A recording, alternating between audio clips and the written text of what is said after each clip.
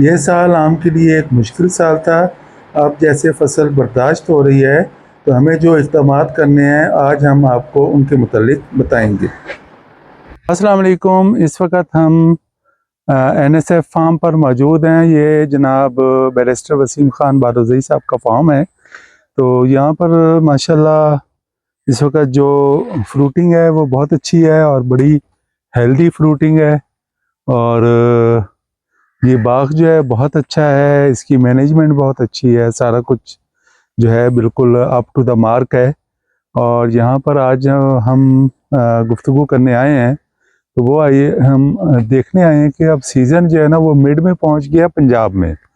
रहमियार ख़ान में जो है वो क्लोजिंग की तरफ जा रहा है, सिंध में तकरीबन क्लोज़ हो चुका है और अपर सिंध में थोड़ा बहुत मैंगो मौजूद है, लेकिन ओवरऑल सिंध में हार्वेस्टिंग कंप्लीट हो चुकी है। तो हार्वेस्टिंग के बाद जो है हमारे जो करने के काम हैं वो बहुत ही अहम है और बड़ा ही इम्पोर्टेंट है। और ख़ास तौर पर जो ये सीज़न था और ये वाला जो ये सीज़न आया है मैंगो के लिए बड़ा मुश्किल सीज़न था। ख़ास तौर पर पंजाब में रहमियार ख़ान, मुल्तान, मुज़फ़्फ़रगढ़, खानेवाल, बिहाड़ी और जो भी जहाँ भी हमारा मैंगो ज़्यादा हो रहा है तो वहाँ पर बहुत ज़्यादा परेशानी थी। एक तो क्लाइमेटिक चेंज की वजह से प्रोलॉन्ग विंटर के बाद जो है वो 10-12 दिन की जो हीट वेव आई है तो उसने जो है मैंगो को बहुत ज़्यादा डैमेज किया। तो एक तो प्रोडक्शन कम हुई, दूसरा साइज़ बहुत छोटा था। तो इस किस्म के मल्टीपल इश्यूज़ थे।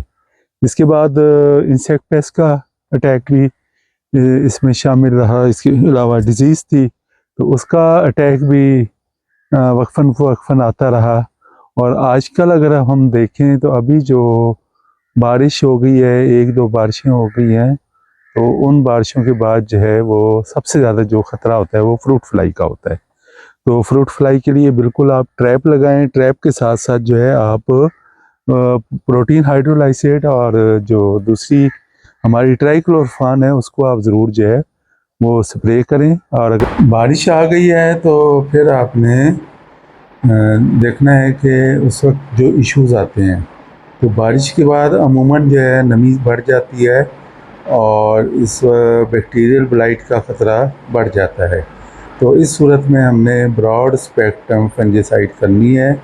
जैसे हमारे पास एक प्रोडक्ट है कॉपर जमा कुसुगामाइसिन के नाम से और दूसरा प्रोडक्ट है विल्डामाइसिन, वुलीबाव के नाम से है। उसमें टेबुकोनाज़ोल प्लस विल्डामाइसिन है। तो अगर हम इन दोनों को मिलाकर स्प्रे करेंगे तो ये बहुत मौसर होगा। पोस्ट हार्वेस्ट जो हमारे पास चीज़ें हमने करने वाली होंगी वो सबसे अहम जो चीज़ होती है वो फर्टिलाइज़र होती है।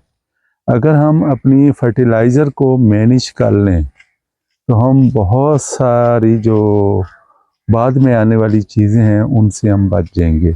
अगर हम चाहते हैं कि हम एक बेहतरीन प्रोडक्शन पर आएँ तो हमें जो फर्टिलाइज़र का बहुत ख्याल रखना है।